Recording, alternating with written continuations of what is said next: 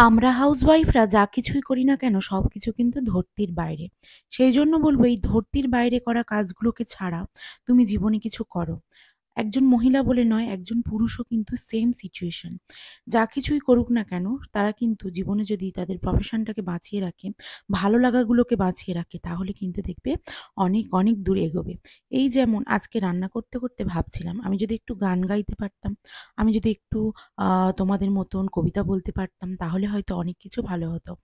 কিন্তু না, এগুলো শুধু স্বপ্নই রয়ে যায়। একটা হাউসওয়াইফের কাছে এগুলো একটা কল্পনা।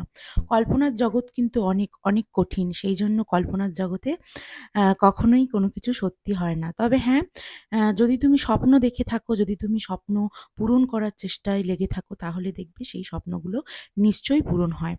নমস্কার সবাইকে। আমি অনেকটা দূরে এসে নমস্কার বললাম, মানে অনেকটা ভিডিও পেরিয়ে এসে। তো নমস্কার সবাইকে, আমি রেণুকা চলে এসেছি একটা নতুন ব্লগ ভিডিও নিয়ে। আসলে বিষয় হলো জীবনটা প্রতিটা মুহূর্তে লড়াই করতে হবে। প্রতিটা মুহূর্তকে এনজয় করতে হবে এবং প্রতিটা মুহূর্তে বাঁচতে হবে। সেইজন্য আমরা সবাই কম্পিটিশনে আছি।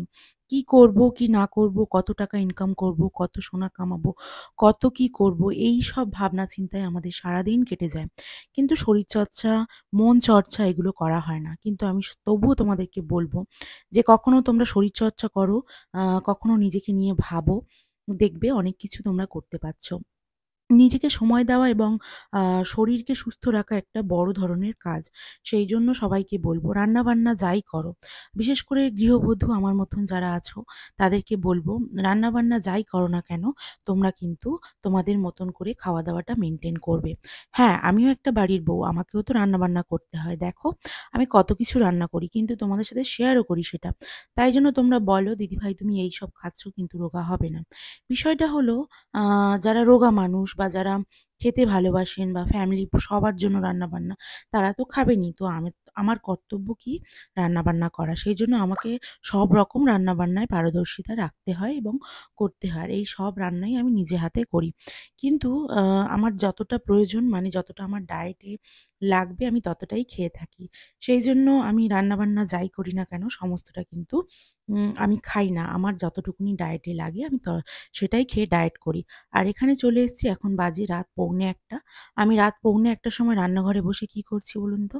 ঠাকুরের বাসন মাজছি। এই ঠাকুরের বাসনগুলো দোকানে নিয়ে যাবে সকালবেলা শ্বশুরমশাই, বরমশাই দোকানে পুজো দেবে ঠাকুরকে। দোকানে গণেশ ঠাকুর আছে, লক্ষ্মী ঠাকুর আছে, ওদেরকে ওখানে ভোগ পুজো দেন। তো এই যে তারপরে শ্বশুরমশাই এখানে নিয়ে চলে এসেছিল অমৃতি। তবে হ্যাঁ, আ অমৃতি খাওয়ার কপাল কিন্তু আমার নেই। কারণ আমার সুগার। সেইজন্য আর অমৃতি খাই না। আর এটা রুটি বানানোর সময়। রুটিগুলো বেশ আমার বানাতে ভালো লাগে এখন। আগে তো পারতাম না। কখনো ভাবিনি আমি রুটি-ফুটি বানাতে পারবো। কিন্তু সত্যি বলতে এখন পারি। আর হ্যাঁ, চেষ্টা করলেই সবাই সবকিছু করতে পারবে।